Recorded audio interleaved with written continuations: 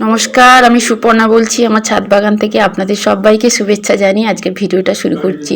কি ঠান্ডা পড়েছে বলুন তো, আমার তো ভীষণ ঠান্ডা লাগছে। আর রোদ নেই, নিচে সমস্ত কাজকর্ম সেরে অনেক বেলাতে এসেছি ছাদে থেকে কিছু সবজি তুলবো বলে। আবার সবজিগুলো যদি রেখে দিই তো ইঁদুর আর কাঠবিড়ালির পেটে চলে যাবে। আর লঙ্কা, শসা এগুলো তো পাখি খায় দেখছি। তো এই বড় লাউটা তোলার জন্য অনেক দিন থেকে ভাবছি তুলবো, কিন্তু আজ শেষমেশ তুললাম। আর অনেকগুলো লাউ ধরেছে। মানে দোকানদার আমাকে একই প্যাকেট থেকে কেটে দিয়েছে। সেখানে দেখছি একটা লম্বা লাউ হয়েছে, লম্বা, আর একটা গোল লাউ হয়েছে। আর অনেকগুলো লাউ ধরেছে। তো আমি বুঝতেই পারছি না কিভাবে এটা সম্ভব।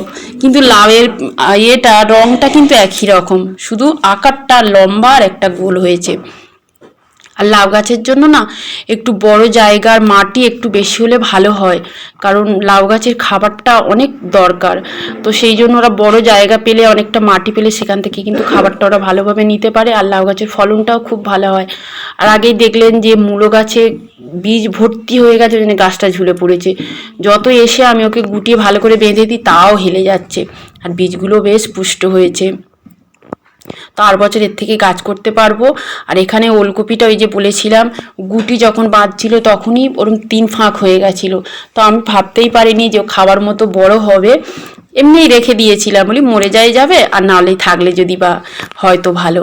আর ঝোপালো হয়ে গেছে খুব, ওই জন্য পাতাগুলো কেটে নিচ্ছি, তাহলে তুলতে সুবিধা হবে। আর মাটিটাও তো ঝুরঝুরে, অসুবিধা নেই। পাতাগুলো এত বড়, আমি ছাতার মতন বলে আমি মাথায় দিয়ে দেখছি। আর পাশেও অনেক ওলকপি হয়েছে। আর এই ক্যারেটের মধ্যে তো ফুলকপি ছিল। ফুলকপিগুলো তোলার পরে কিন্তু এগুলো এত বড় হয়ে গেছে।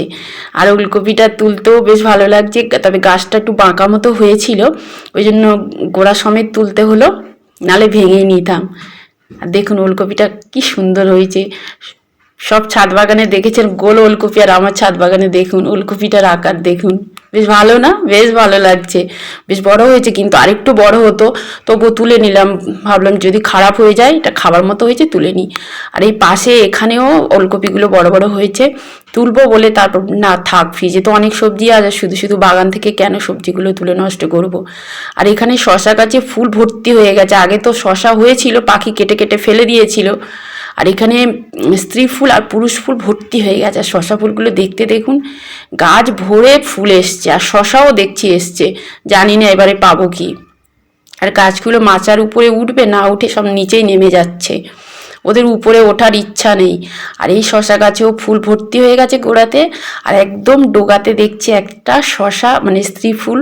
শশাটা বেশ বড় মতো হয়েছে, এটা আপনাদের দেখানোর চেষ্টা করছিলাম, কিন্তু আপনারা দেখতে পাচ্ছেন কি আমি বুঝতে পারছি না, কমেন্টে জানাবেন।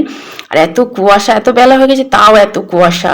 আর এখানে এই যে একটা গাঁদা ফুল, এটাও কিন্তু বাসন্তী কালারের। দেখলাম আমার ছাদে দুটো বাসন্তী কালারের গাঁদা। আর মিটুলি তুলতে এলাম, বেশ বড় বড় হয়ে গেছে খাওয়ার মতো। তো সব সবজি দিয়ে এটাও রান্না করব। আর এখন আমি ভিডিওটা শেষ করছি। আপনারা সবাই ভালো থাকবেন। আবার দেখা হবে একটা অন্য ভিডিওতে অন্য দিনে। টাটা।